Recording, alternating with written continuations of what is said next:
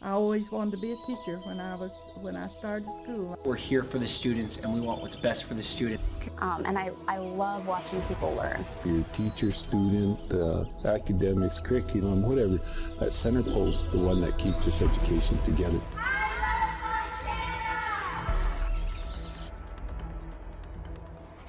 Hello, and welcome to the Last Best Learning Podcast, a podcast designed for Montana's educators, where our mission is to deliver digestible and relevant professional learning that honors educators' capacity in an increasingly busy world. Our state's educators empower minds, elevate futures, and inspire self-discovery, and we walk beside them. We're your hosts, Katrina Engeldrum, McCarthy, and Claire Mikeson, OPI's math, science, and ELA coordinators. Last month, we engaged in a truly inspiring conversation with Serena Wright and Allison Frazier about the vital importance of crafting an inclusive environment in our classrooms, places where every single student, regardless of the languages they speak or their backgrounds, can flourish and fully realize their potential. One powerful theme that emerged from our discussion, and one that has ignited a fire in my heart, is the urgent need to forge meaningful and empowering connections between families and educators. How can we invite families to be real partners in their child's journey of learning? While we're not naive enough to think we can uncover all the answers in a single episode, we can assure you that this topic resonates deeply with us, and we know it holds a special place in the hearts of many educators. The constant requests for this subject on our accreditation ISAPs, the Professional Development Needs Survey, and our Qualtrics surveys, along with the Family and Community Engagement Standards adopted in 2023, speak volumes about its significance in our lives and our work. I am so thrilled to welcome our guest today, Nichole Pieper, who's an extraordinary educator with, we decided, about 19 years of experience, who is currently doing some really important, relevant work and research on community and family engagement as she pursues her doctoral degree. So welcome, Nichole. We're so happy to have you here. Thank you. Can you introduce yourself and share a bit about your background and what inspired you to pursue a career in education? Yes, I was raised in Helena, Montana. I earned my teaching degree from Montana State University in Bozeman and a master's in education administration from Grand Canyon University. I'm currently pursuing my doctorate in educational leadership at Montana State University. I spent 11 years teaching elementary school and 2 years as an instructional coach in Alaska before moving to Cascade, Montana in 2019. I served as the junior high and high school principal on Cascade for 3 years and have been the principal and superintendent in Power, Montana for the last 3 years. So 3 of my grandparents were educators, and my sister and I would play school with obsolete materials as children. Schools have always been my happy place. They are filled with learning and growth and hope. Schools are buildings meant to inspire creativity and think outside the box. And I love coming to work every day. That's great. Can I ask where in Alaska you were? I taught 2nd, 5th grade, and a 5th and 6th grade combination classroom at what is Fort Richardson, and now they've combined both Elmendorf and Richardson as a joint base. So that was a really neat experience, getting to work with such a diverse group of people on the military base. And then when I became an instructional coach, I moved into Anchorage and worked with a very low income school, 100% free breakfast and lunch. 60% of the population was bilingual or ELL students. Most of them spoke Hmong, and we had a very large population of Pacific Islanders. And so it was a great opportunity to learn a new culture and be immersed in that school community. It's really interesting. I didn't know Alaska had a big Hmong population. Because Missoula does, I think. I was surprised to hear about the Pacific Islander population. I feel like that'd be quite the shift climate-wise. Yes, absolutely. They tend to have very large families, and they They get together at sporting events and they all sing together. It's the coolest experience. You just get goosebumps listening to them. Our graduations have a lot of leis that are draped on students' necks as they graduate, and that's that influence from that Pacific Islander culture. That is interesting. You might have said some of this already in your introduction, but can you think of a pivotal moment or some experience that really sparked your interest in your doctoral research and what you plan on specifically researching for that and how community engagement ties in? There are multiple experiences that led to my interest in my doctoral research on family and community engagement. This topic has been a real roller coaster for me. When I was a new teacher, I couldn't believe how hard it was to get some parents to show up for conferences and school events. And I always had a parent at all my events growing up. I was lucky my mom was a stay-at-home mom. And so it never crossed my mind that I wouldn't have a parent there for me.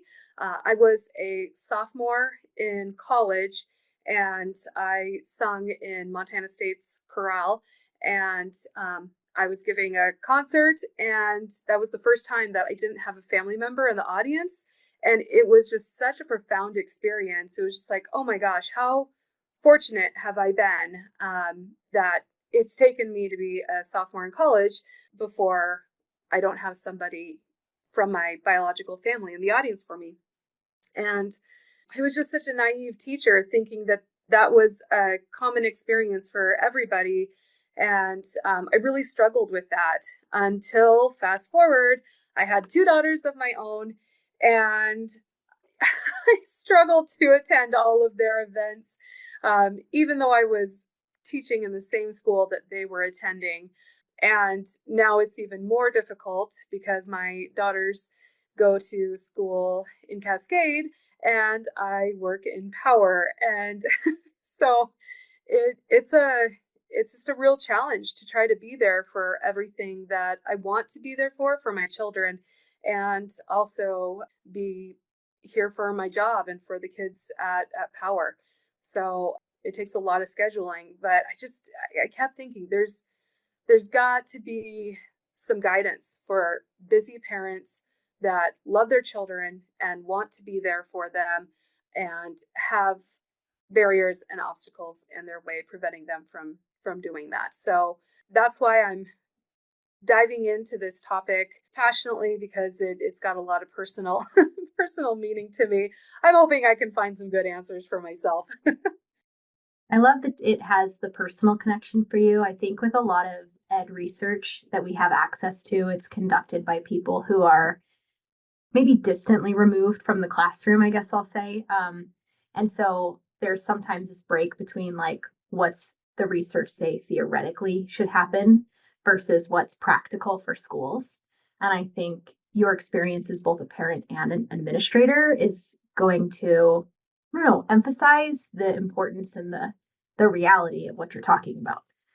So that's a really great and unique perspective I think you're bringing to what you're looking into. I'm wondering, in your research that you've been able to kind of dig into so far, what have you found to be the most significant benefits of strong family and community engagement for student success? So research shows us that there's a really strong correlation between parent engagement in schools and student achievement.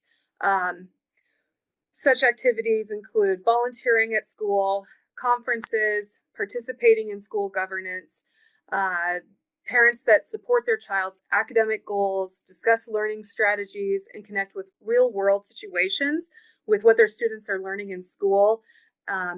Those activities have, your biggest bang for your buck, encouraging your child to set future career goals and help them come up with plans in order to achieve them. On the flip side, helping kids with homework really doesn't have much of an effect on student achievement. And in some studies, it's found to actually have a negative effect, especially when parents and students feel frustrated trying to figure out answers and disagreeing. And A lot of times when parents try to help kids with homework, it ends up being a very messy situation, and both parties walk away with a negative feeling. And so those aren't going to be the parent involvement activities that are going to benefit your child, but sitting down and talking to them about learning strategies and what expectations you have for them in terms of grades and work and perseverance. Those are really going to help your child succeed. That's really interesting. I think the homework is like the easy carrot that we all use where, as parents or as teachers, where it's like, oh, it's pre-programmed almost. You can sit down with your student and work through these 10 problems. But what you're talking about seems to be a little more abstract and a higher level of engagement. One of my personal philosophies about homework when I was a teacher was, if the kids already know how to do it, why is it beneficial for them to spend more time doing it at home? And if they don't know how to do it, how is it beneficial to send them home with work that they're not going to be successful with? So I wasn't a big, huge supporter of homework in my own classroom. All homework is not created equal. Homework assignments that I remember doing as a child had positive interactions with my family members. I remember I was asked to interview a family member, and I interviewed my grandfather. He is a retired superintendent from Lockwood, Montana, and he told me about our family history and how our last name of Espeland at one point used to be Erickson, and we were descended from Leif Erikson. But when everyone moved from the town of Espeland, Norway, they all changed their last name to Espeland, so that we would be able to easily identify people we have a common history with. And that is a homework lesson that has stuck with me. Math pages, diagramming sentences, none of those led towards developing better character in me. But those unique homework assignments that help build connections with students and their families, those are going to have a lasting impact. Yeah, it's hard because the research shows that, like with math, for example, practice is directly correlated to their long-term success on like certain aspects of mathematical learning, right? So like sometimes repetition is a good thing, but I think the question we're kind of getting on the subject of is when and where should that repetition practice happen, and is homework the best place for it? But then we could go probably a whole 5 episodes on homework and benefits and hindrances with homework and all of that. But I'm kind of curious, through your own experience and through what you've been researching, what are some of the common barriers that you've noticed to that high level of parent involvement that you're talking about? And then specifically within your experience yourself as a rural community member, how does that all kind of play together?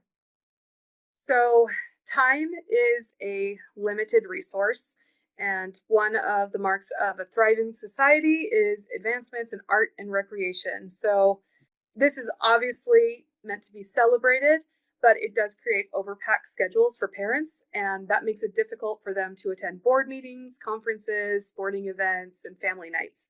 So consensus data has shown us that family dynamics beginning in the late 70s and early 80s have begun to drastically change.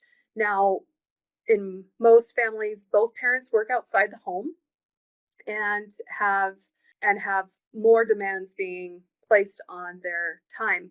Rural families have additional obstacles, as many have long commutes to their job. A lot of families have long commutes just to their child's school. If the family is raising animals or has fields, a lot of kids have extra chores beyond just the sweeping and vacuuming at home to help out.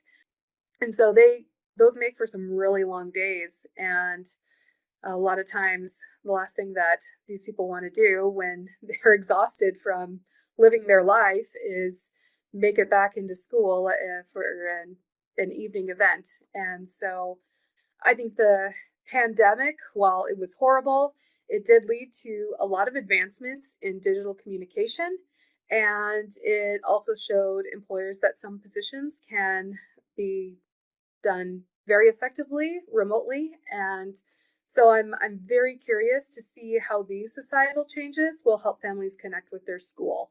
Will it make it so parents can be more flexible with their time and perhaps come to the school during the day, listen to kids read, help teachers plan parties and different events, and then, do their work in the evening? Does the digital communication help parents make it to conferences that they wouldn't be able to be there physically for, but they could jump on a Zoom call on their phone and still have a connection with their child's teacher? So I'm very interested to see what benefits we're going to experience from the pandemic. Those are really great points. And I'm so happy with the digital pieces and would have loved to zoomed into some of my, like a parent teacher, but I was a teacher in the school where my boys went to school. And my issue was that you mentioned was that we were so small, we were 6-man football. So the travel time to the other 6-man teams is like across the state. Yep. Yes. So yeah, just to try to be that dedicated parent and not want to miss a game, all the things, just the amount of time it took. So Right. I'm really looking forward to seeing your research and hope you share it with us.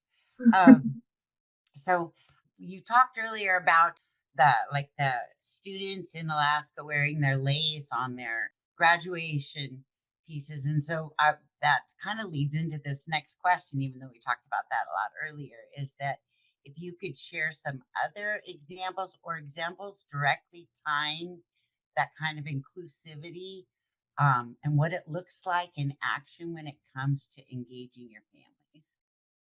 And I don't think that there's a set prescription for inclusivity for schools to follow. I think the key factor is knowing your community. If you are fortunate to live in a community with multilingual families, you can help them feel informed by providing information in their native language. OPI has some great resources on the Parent Notices site, and it allows schools to translate many forms to a variety of languages. Interpreters are more easily available, especially with digital media. And in a pinch, you can always use a translator app on your smartphone, just so that those people feel like they still have a voice in your school. And you just don't ever want to let language be the factor that gets in the way of a child's success. There are just so many supports available now. And I would also say, because conflicting schedules are a major factor in preventing parent engagement, changing up the days and times of events really helps out. Be flexible. So Power has early out on Fridays at 2:30. And this schedule allows teachers to leave early on Fridays if they needed to stay late on another night. So I've had some parent meetings with teachers that were at 6 o'clock, because that's the soonest that the families could get back out to Power from their jobs in Great Falls. And the teacher said, no problem, we can stay. And then they just know that their personal time is also going to be respected, so that they can leave a little bit early on that Friday, because they gave up some of their personal time in order to be accessible and available to families. So thinking creatively in order to meet families when they have that time to meet with you, while still being respectful to teachers and their time, is just a great way to run a school. Compromise, that's really the spirit of success in this situation. And I think that if everybody gives a little, then everybody feels the benefits. Also, find a way to celebrate your community.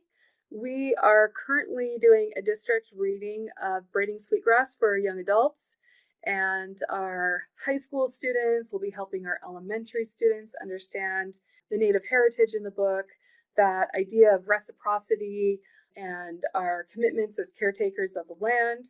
And we're going to end this with a twist on our annual Spring Art and Music Night Gala with including pemmican and Three Sisters soup, and featuring art inspired by the books and lessons with that Braiding Sweetgrass book. It's a fantastic book. I'm also a master gardener, and so it really excites me with just all of the different uses of the land, and how it's just such a give and take process. And if we don't give and we just take, that pretty soon there's not going to be anything left to take. So, but that just all comes from learning and listening and seeing what you can do as a community and including the community in those decisions. And if this is going too big too soon, start small with personal outreach and send home positive little notes, positive phone call. It costs next to nothing, maybe just a little bit of time. And what parent doesn't love to hear something positive about their child, especially about their child at school? So I get text messages and phone calls from parents in the evenings and on weekends, just because the parents want to share with me something really cool that their child's done, an award that they've gotten, a new job that they just were hired for. And those interactions just make my heart melt. It lets me know that this is a really great community. We're close knit, and I love the kids, and I love their parents, and I love the community, and these relationships are important to me. I connect with so many things you said, and I actually have a follow-up question, so I'm going to cut off Michelle real quick. Sorry. But some of the other things we've talked about in other episodes of the podcast really deal with like the retention and self-care of educators. And you mentioned that Friday out piece, and I'm kind of curious. Maybe you probably haven't collected all the data, but anecdotally, like what are you hearing or noticing from your teachers about that? And is it positively impacting their overall satisfaction with their job at all? Have you noticed a trend? I've only been here 3 years, so I don't know if that's quite long enough to notice a trend, but I know that last year I didn't have any teaching positions available, because the second that a teacher says they're going to retire or they're going to move, that position is pretty much filled before we even have an opportunity to post that we have a position, because the other teachers are calling up their friends and saying, hey, this job just opened up, you should apply for it. And so I really feel that is a huge kudos to the community and the support that the community gives Power Public Schools. Teachers want to be here. Teachers want to work with these kids. They want to work with the parents. They want to work in the community. There's a number of teachers that drive to school here to teach, and they bring their kids with them because they know that this is just such a special school district. And we just really focus on the kids and the community, and it comes back tenfold. Mm-hmm. I drive an hour one way just to come to this school district, and it is worth every mile. Mm-hmm. It sounds like it. And you're not only in meeting the needs of the community, it's like a feedback loop, right? It's like you meet the needs of the community and it feeds back to the teachers and then the students, and it's just like this cycle of everybody getting their needs collectively met. Right. Congratulations. That's really great to hear. Thanks. I think that speaks a lot to leadership, that everybody in your community, the families and the teachers, you've all created like this extended family. I mean, you couldn't ask for anything more than that, really. I mean, I know that there's got to be a few blips because that's life, but absolutely. The leadership, the school board, they're just the best. They are so supportive of the school, and they're here for events, they're here for games, they're here for the kids. They look at challenges creatively, and their heart's in it, and it just filters down. So I'm very thankful for the board that I get to work with. And as the only administrator, I never really feel alone because I take everything to the staff, and it makes my job easy. And also, we have a weekly staff meeting, and I really don't have much of an agenda for those meetings. And it's just an opportunity for everybody to come together, which I feel is really important because we've got elementary teachers, we've got middle school teachers, and we've got high school teachers here. And everybody needs an opportunity to get together so we can see the whole school district at once. And I just have faith that we're going to come up with the best ideas together. And there's nothing that we can't solve when we work as a team. I think that's really impressive. The next question that I was going to address to you, you've kind of covered for the most part, but if you had any examples on how teachers balance, like you said yourself, you drive an hour one way. So given that, if you have educators that have that commute, what ways do you see them creating meaningful engagement with the community? I mean, just because that time is such huge, and presence, right? Yes. I think one of the things that helps is we are a 5-day school week. And so we have shorter school days. And so that helps definitely. And I think that the teachers are just so good at reaching out to the community and bringing them into the classroom. We take our kids on quite a few field trips, and we always invite parents to come along on those field trips, chaperone those field trips. But I kind of use the word chaperone very loosely because the parents are just as engaged in the field trips as the kids are, and it ends up being a great experience for those parents to have with their child. Our 4th grade teacher, she uses a community garden that's provided by one of our board members, and her students just, they take on that garden. They plant everything, they harvest everything. It's served in our salad bar at lunch. So, I mean, just most of our activities, I would just really say come full circle. So yes, the teachers put in a ton of extra time. I don't know a teacher that doesn't. Teachers are some of the most giving people that I've ever met in my life. They pay for materials out of their own pocket. They work way more than a 40-hour work week. But I feel like a lot of the teachers here have found ways to make their time count in multifaceted ways. I feel like you're giving us ideas for future podcasts. We should do one about gardening and school gardening. Sounds really interesting. She said so much that I'm like, oh my gosh, that could be a whole other episode. I know. Good. So, Nichole, you talked a little bit about the barriers in rural communities.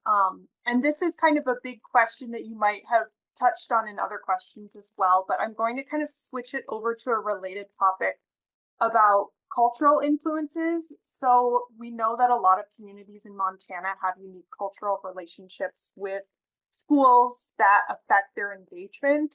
And an example might be Indigenous families who are grappling with intergenerational trauma of boarding schools, or rural families who have cultural priorities, sometimes seasonally, that conflict with the instructional structure of our schools. So how can we approach school engagement with sensitivity and respect for these cultures? I think this is probably one of the easiest questions to answer, but sometimes one of the hardest acts to follow through on. And the answer, I think, is just pretty simple. Learn as much as you can, ask questions, and show humility. I think leaders and teachers just need to be open to suggestions from elders and community leaders. I found most people just want to share their culture and be understood by others. And creating those open lines of communication helps everyone feel welcome, seen, and heard. And you don't have to have all the answers. You don't have to solve the problems. You just have to be open to listening to people. I love the way you said that. I think it is a big challenge because we can sometimes be reactive if we're in sort of a state of survival as teachers. We're like, we've got 63 standards to get through and you're missing 2 weeks of school. And, you can kind of have some stress reaction, I feel like. But a lot of the times just asking a question, you can start to understand and like unpack some of that stress response and then figure out how to support the student in both ways, right? Yeah. What are so speaking kind of going off of that, what are some common mistakes in addition to being kind of reactive and not asking those questions that schools and educators can make when trying to engage families? And how can they pivot towards some strategies that empower that engagement a little bit more? My experience has shown assumptions are the biggest common mistake people make. So jumping to conclusions without the proper information, that just builds barriers. And if you're going to assume anything, assume best intentions. Ask, and then more importantly, listen. So many times there are really good reasons for families not to engage with a school, and I think it's rarely the reasons that people assume. So ask what's preventing them from attending functions, listen, and come up with a plan to be more accessible. Maybe it's technology, maybe it's a flexible schedule, maybe it's inviting them into the school for lunch or some very low-key, happy atmosphere. Sometimes being in a classroom is intimidating for people, especially if they've had bad experiences themselves. But is there an area that they excel in? Is there a skill that they would like to share with the class? That might be an opportunity to help bridge that gap and help with some restorative practices. Thank you. Your advice is good on a personal level as well as a school level. It definitely can relate. So I love what you have created at your school, and I know that you would say it's not just you, it's everybody, and I get that, and it has to be, right? Everybody has to work towards it.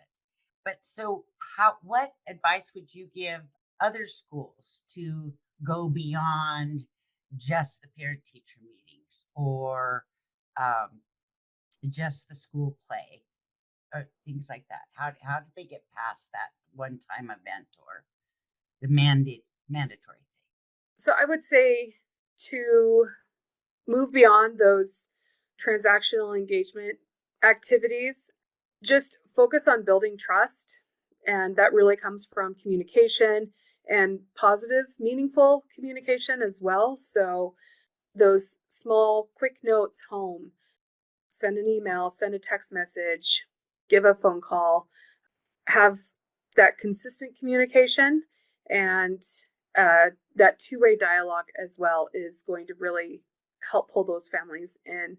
Allow families to share what their needs are, what their thoughts and goals are for the school and their child's education. You can create opportunities for those families to develop school policies, event planning, curriculum decisions. Parent-teacher conferences are great. A lot of times they're 15 minutes, and it's really difficult to have a deep, meaningful conversation in 15 minutes. I feel like you're just kind of scratching the surface.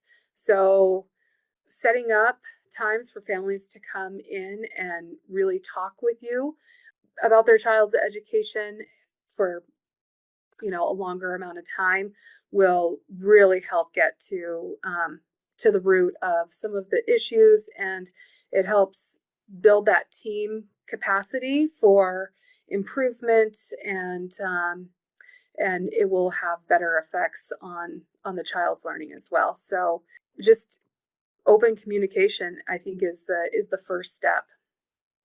So you've given us a lot of great examples of how you, as an educational leader, and your staff come together to really create that school-wide family and community engagement. So can you elaborate a little on how that school-wide element is kind of distinct from what teachers can do in their own classrooms? And are there any specific strategies that they can use on their own to encourage family participation? I think one of the best things that teachers can do is create opportunities. And this really ends up helping everybody involved, because nobody can do everything all on their own. And so if teachers can look at their schedule and look at what they're doing in their classroom and just ask themselves, where could I use some help? And can that help come from a parent or a community volunteer? And just get them into the classrooms, get them to come read to kids, get them to help with the community garden.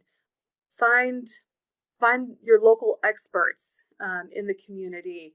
If you've got some kids that are just real fidgety in your class, maybe having your local crochet expert come in and teach those kids how to use a crochet hook. Or I've even heard of teachers that teach the kids how to finger crochet. And how cool would it be to bring in some of your community members and work one-on-one on teaching these kids a new skill, something that while they're listening to their teacher, they can be moving their hands and creating something that they can be proud of in the end as well. And I don't know. So I think you just have to look at your schedule, look at what you're doing with kids, and seeing if you can bring those community members in. One teacher here had a mystery reader, and so she would just have parents or community members come in and read a story to the kids. And it was always exciting for the kids to guess which person was going to come read to them that day. It just builds really good sense of community pride and knowing that we all work together. That's such great advice too, because you're taking something that I think a lot of teachers might look at like as something extra to their plate and reframing it as, how can you get people to help you and also build that engagement in the process. So I love that. And consistency is key, because just having a schedule where people can sign up so that a couple weeks in advance who's coming in. They know a couple weeks in advance, so that if they need to make changes in their work schedule or find childcare or move other commitments, that they'll be ready for that. So planning ahead is crucial for making those experiences positive ones. Well, that's me. I was so encapsulated by what you were saying that I didn't even realize I was going to ask a question. I guess what we kind of want to ask, you mentioned like inviting community members in for that story time. I think that alludes to some of the involvement outside of families that can happen in schools. So how do the teachers empower, or through the research that you've seen, how do partnerships with community organizations like those PTOs or tribal community colleges or just local clubs and businesses, what roles do they play in building these engagement systems that are sustainable? I think that schools need the local businesses, not only as supporters of the school, but as well as supporting students. Mm-hmm. Those businesses play a crucial role in college and career readiness for our kids nowadays, especially with legislation and expectations on schools to develop such comprehensive college and readiness plans for our students. And those plans are supposed to start in the elementary school. We need our local businesses to be good models and representatives to our students on potential careers that these kids can grow up into. And so the stronger the local businesses or the stronger the relationship is between the schools and the local businesses, the more benefits the students will experience. We've got a student that comes to school for the first 2 periods of the day, then he leaves and goes and works for one of the local ranches, and then he comes back for the last couple periods of the day, and he's getting high school credit for that, and then he's also getting paid by the ranch in order to learn this trade that is what he wants to do when he graduates from high school. So he's going to graduate and he's going to already have skills to do the job that he wants to do for the rest of his life, and he's only going to be able to better hone those skills. He's off to a head start, basically. And I think that's what we want for every kid. We want them to be able to follow their dreams, but have the skills and resources in order to make that happen. That has so many additional societal implications as well, right? Like, it's not just if you are showing students in the schools the opportunities that exist within the community, you're much more likely to retain them in the community. Right. And I think that's been an issue historically, and then in excess currently for a lot of our small communities, because students aren't always aware how many opportunities exist in a town of 750 people for employment. Right. Yep. So out of all the things you've said, you have given us so much valuable information. And like I said, I've been making a list of the personal things, don't assume, really listen, key things that make you a good human being on top of everything else. So if there was one piece of advice that you'd want to leave this podcast or give to all the educators that are listening to this podcast, what would that be to improve their community engagement efforts? No pressure. I think the biggest piece of advice is to focus on the positive. I think education has been so politicized in the last decade, and it's easy for those working in education to get discouraged. But you just got to let that roll off your back. You got to focus on the kids. Find things every day that make you happy about working in a school. Maybe it's the fact that you're eating across from a 4-year-old who's got a smiley face sticker on his forehead. Maybe it's when you walk by a high schooler and they compliment your hair and it's like, whoa, did that really just happen? Yes, it did. And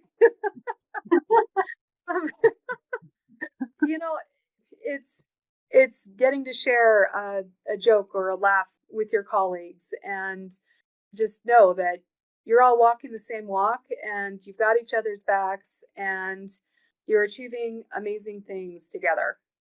So education can be so much fun, and it really is the great equalizer. If we want a better world, it's going to come from education.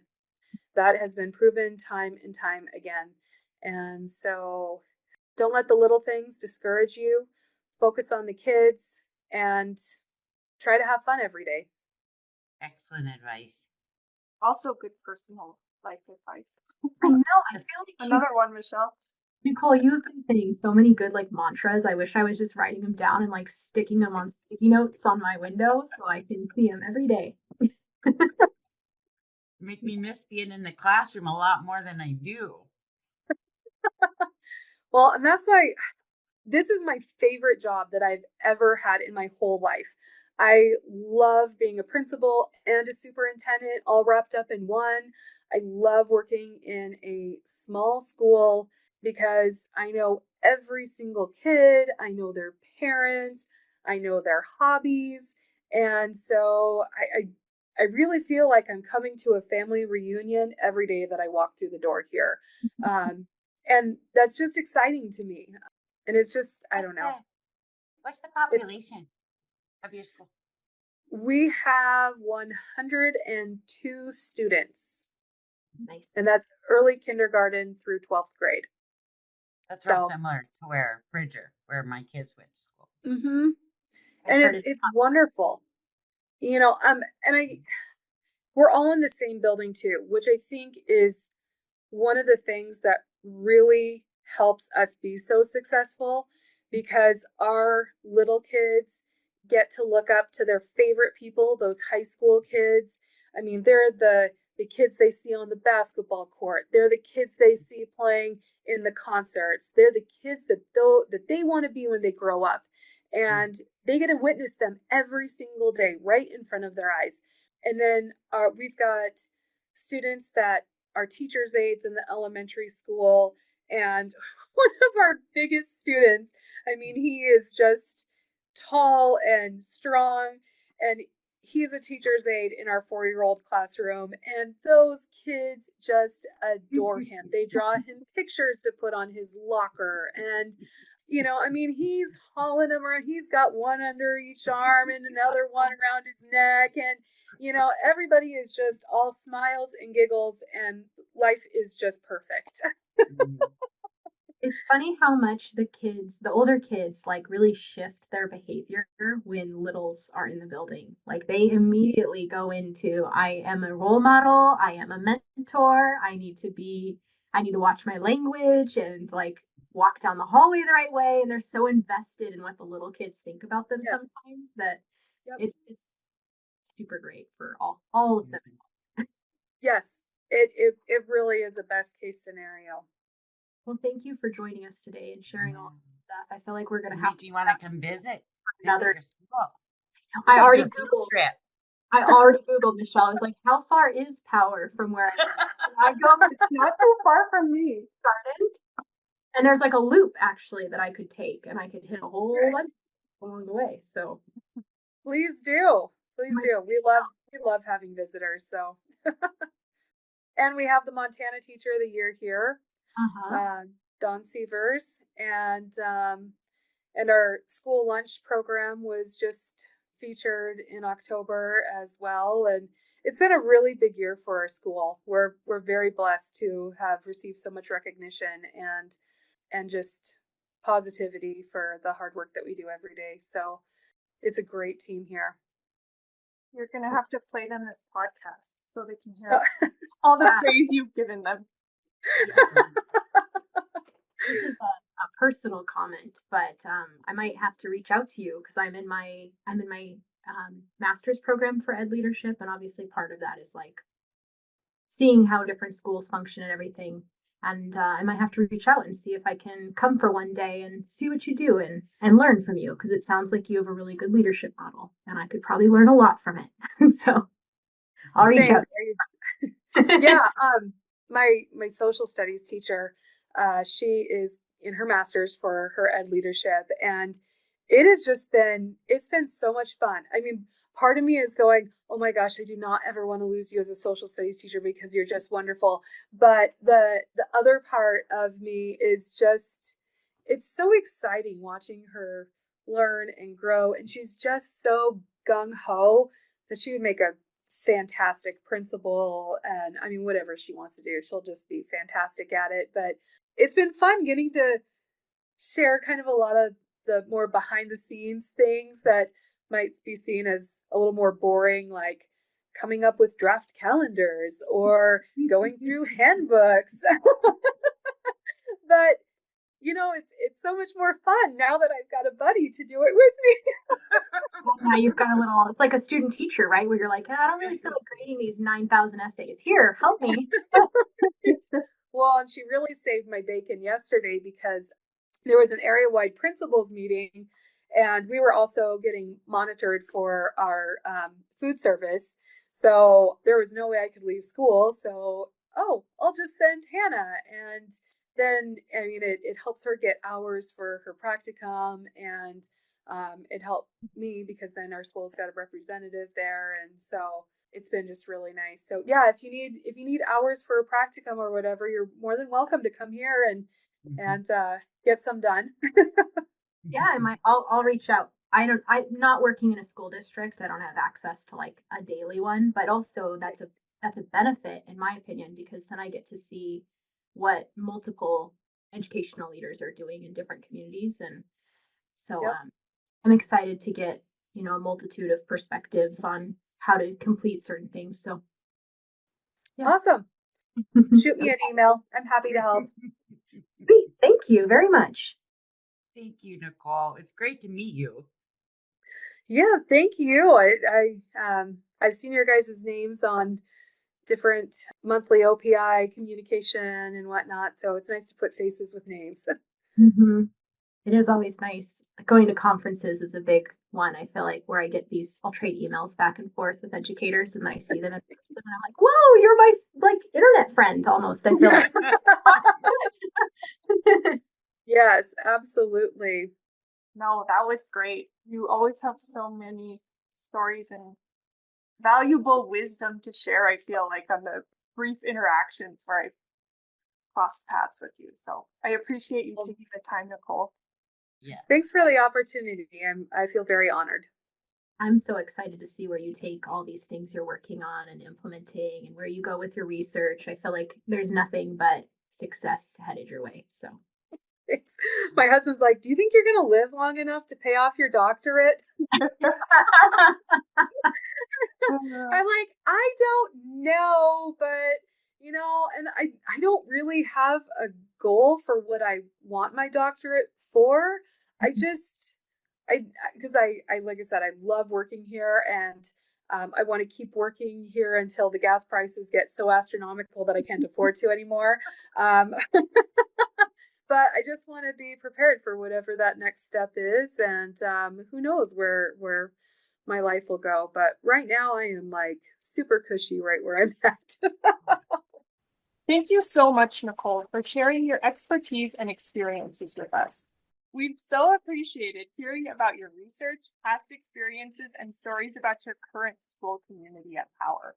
It's clear that family and community engagement is something that is most effectively implemented when leaders take initiative to work together with staff and prioritize relationships at all levels.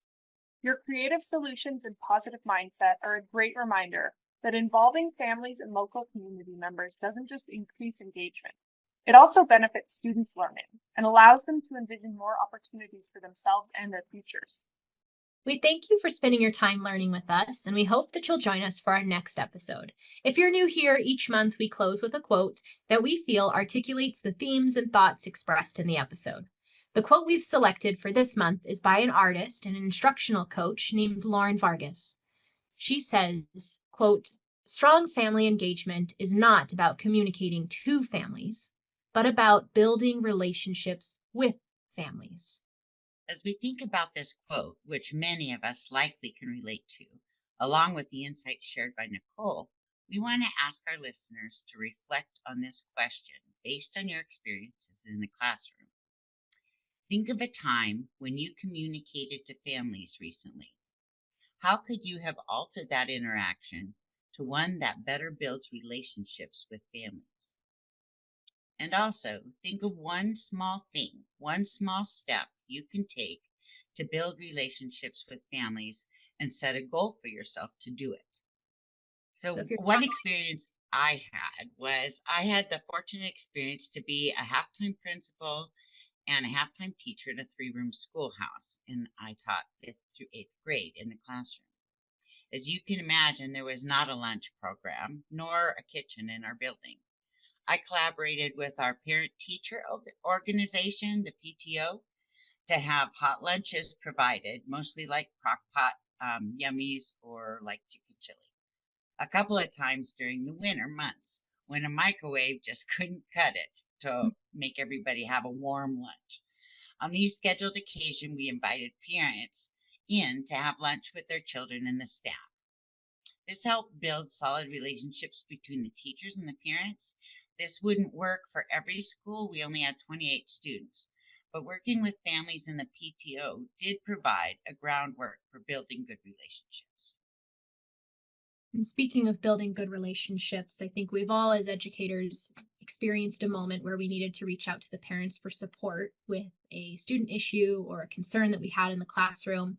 And I have found that conversation goes a lot better when you've already done the work of developing a positive relationship with the family. So one small step that I commonly engaged in was identifying one student per week from each class. I was a high school teacher, so I had multiple courses that I taught. But one student from each class, every week on Fridays, I would stay late and I would call home and only share something positive about that student to the families. And sometimes that'd be a phone call. Sometimes I would write little postcards that I would send home. Sometimes I'd send a note home with a student, but it was always just something that I appreciated about the child, what they did in my classroom, and how they're helping our community of learning that happens in the classroom. And what I found from that was that there were kind of two types of parents. You had parents who assumed that you were calling about something bad and had a guard up, and then were pleasantly surprised when you were talking about something good. And then there were parents who expected something bad, but replied that they had never received any positive interaction. And I think that one is the most shocking to me in my experience. Is I would have some family members start to get very emotional because the only interactions they've ever had with the school district over a student's, 12 years in school, 15 years as a child, was negative. So when we're calling home and we're asking for support with an issue, and it's the 13th interaction they've had that year with that issue and that student, it is really disheartening for families. So building those relationships ahead of time helps overcome that. Yeah, your example, Katrina, really reminded me of what we did and how those small little things it doesn't necessarily mean they're not super impactful. Mm-hmm. So we, when I worked at the Career Center in Billings, at the start of our PLCs, we would all take about 10 minutes to write postcards, like just focusing on the positive. And it was really fun to go down the rosters and think about, okay, what students have I not called out or complimented? What ones can I really make more of a impact by sending a postcard home to their parents and that child? And it was really clear that the parents appreciated it, but also that the kids appreciated it, because I think every single one would come up and be like, hey, that was really nice. You think I'm whatever positive thing I had said. Yeah. And it was really a short, easy thing to do. And I think the fact that we also did it together as a department really made it sustainable and held us accountable and helped us keep doing it and remember it and prioritize it throughout the year. So Yeah, it changes your interactions with your students in the classroom too, I think, because they suddenly start to realize that you see them for their strengths and not just how they show up in your room all the time, which on some days is we're just honestly as humans not capable of being the best versions of ourselves for whatever reason. So it's nice that students get validated and know that you see the good as well as the opportunities for growth in them. And I think it also does that loop for you, right? It connects classroom and school life with home life. Mm-hmm. Yep. So if you thought about a step that you could take in building your own relationships with family, the next thing we want to ask you to think about is how you might sustain these relationships and take those steps to make yourself accountable. If you're interested in leveraging these podcasts for professional development, don't forget to check out the independent and collaborative listener guides that we've prepared. They do highlight 2 separate pathways for educators listening to access professional development units through the OPI. If you'd like to recommend topics for future use, please fill out the Qualtrics form linked in the bio and in the listener guides that we just mentioned. Thanks for joining us for this episode of the Last Best Learning podcast. We hope to see you next month.